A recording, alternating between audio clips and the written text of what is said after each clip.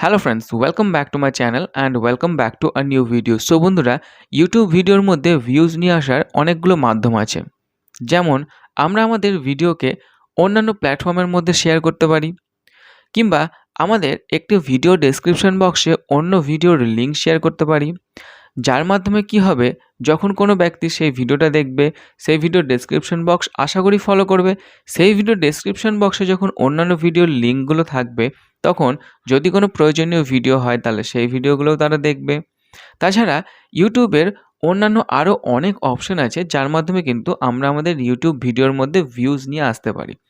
তার মধ্যে একটি অপশন হচ্ছে এন্ড স্ক্রিন।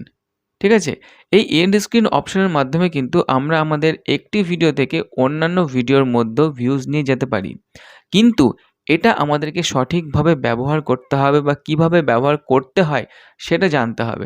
সঠিকভাবে যদি আমরা ব্যবহার না করতে পারি তাহলে কিন্তু এই এন্ড স্ক্রিন কোনো কাজে লাগবে না, কোনো রকমভাবে ভিউজ আসবে না। সো আজকের এই ভিডিওতে আপনাদের সাথে আমি এটাই আলোচনা করব বা আপনাদেরকে বিস্তারিতভাবে বর্ণনা করে বলবো কিভাবে আপনারা আপনাদের ভিডিওর মধ্যে এন্ড স্ক্রিন ব্যবহার করবেন।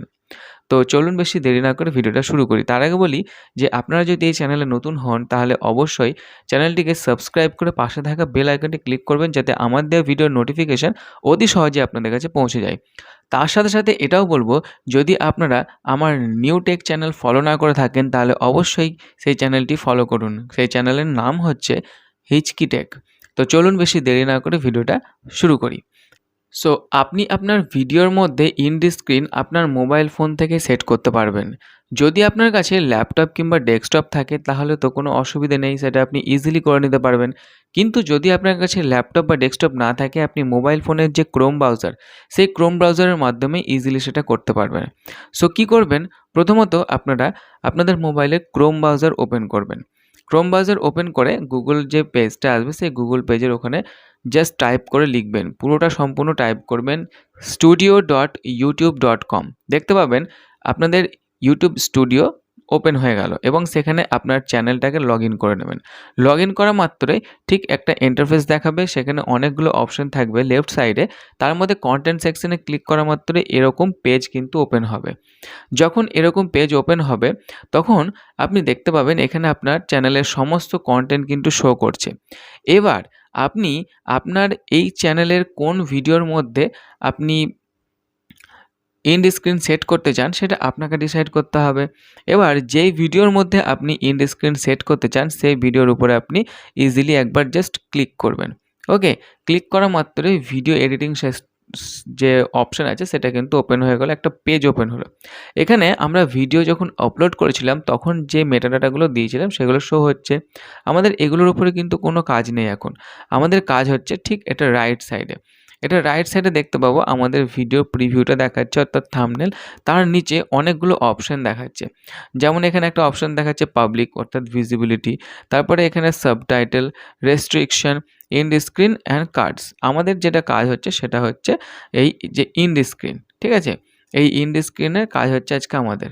সো আমরা এন্ড স্ক্রিন কী করে সেট করব, এন্ড স্ক্রিন সেট করার জন্য এটা ঠিক রাইট সাইডে একটা পেন টুলস দেখাচ্ছে, এই পেন টুলসের উপরে ক্লিক করব। পেন টুলসের উপর ক্লিক করা মাত্রই কিন্তু একটা বক্স আমরা ওপেন হতে দেখলাম। সো যখন এই বক্সটা ওপেন হবে তখন এই বক্সটাকে একটু টেনে ছোটো করে নেবেন। টেনে ছোটো করার পরে এখানে দেখতে পাবেন এই বক্সের মধ্যে অনেকগুলো অপশান আছে। ঠিক রাইট সাইডে আমাদের ভিডিওটা শো হচ্ছে এবং লেফট সাইডে অনেকগুলো টেমপ্লেট দেখাচ্ছে। চারকোনা টেম্পল আর একটা করে গোল টেম্পল, চারকোনা তার সাথে গোল গোল।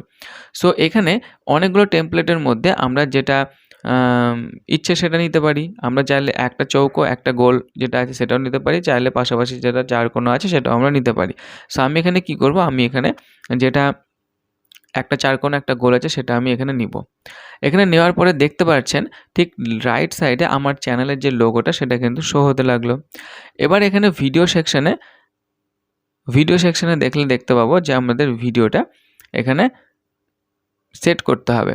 এটা সেট করার জন্য জাস্ট এই চৌকো ঘরের উপর একবার ক্লিক করব, পাশে তিনটে অপশান ওপেন হলো। তিনটে অপশানের মাধ্যমে আমরা আমাদের ভিডিওটাকে সেট করতে পারবো। ফার্স্ট অপশান বলছে যে মোস্ট রিসেন্ট আপলোড। আমরা রিসেন্টলি যে ভিডিওটা আপলোড করেছি সেই ভিডিওটা যদি আমরা চাই তাহলে কিন্তু এখানে এটার উপরে জাস্ট ক্লিক করতে হবে।